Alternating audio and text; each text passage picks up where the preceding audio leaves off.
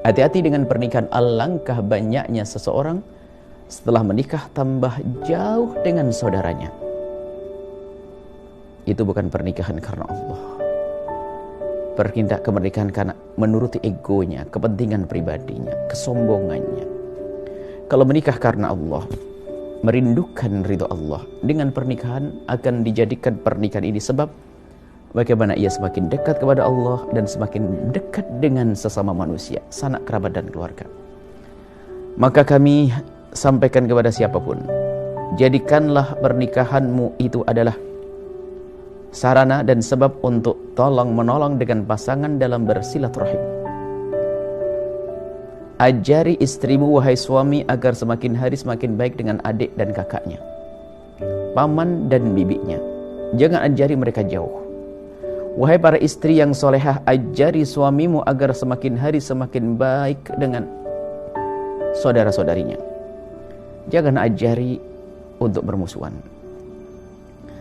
Kadang pengaruhnya seorang suami besar sekali sehingga seorang istri tiba-tiba dilarang bertemu dengan saudaranya tanpa sebab, hanya karena sedikit permasalahan antara sang suami dengan iparnya, maka istrinya tidak boleh ketemu dengan iparnya.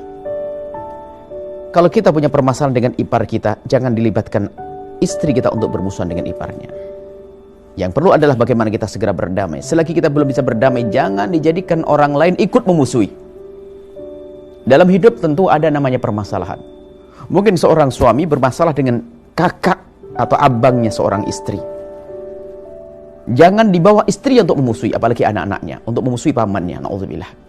Tapi kadang ini terjadi karena tidak sadar akan kemuliaan silaturahim, tidak mengerti hukuman memutus tali silaturahim, tidak mengerti, maka dilakukan itu semuanya. Jadi semua yang ada di kiri kanannya harus memusuhinya. Bahkan diancam istrinya, kalau kau berurusan dengan abangmu, awas, kau bisa aku cerai, kau bisa aku na'udzubillah. Bahkan seorang suami yang baik akan berkata kepada istrinya, wahai istriku, kamu tahu aku lagi berselisih dengan abangmu, tapi jangan sampai kamu putus dengan abangmu. Bahkan kalau perlu, kau sambungkan aku dengan abangmu. Begitu. Seorang istri yang baik pun juga demikian, hendaknya selalu mengingatkan suaminya agar semakin baik dengan adik dan kakaknya.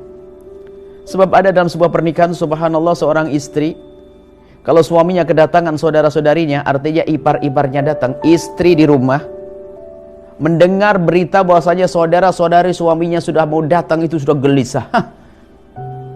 Bakal kotor itu rumah, makanan habis di kulkas, segala macam. Ini istri model apa kayak begini?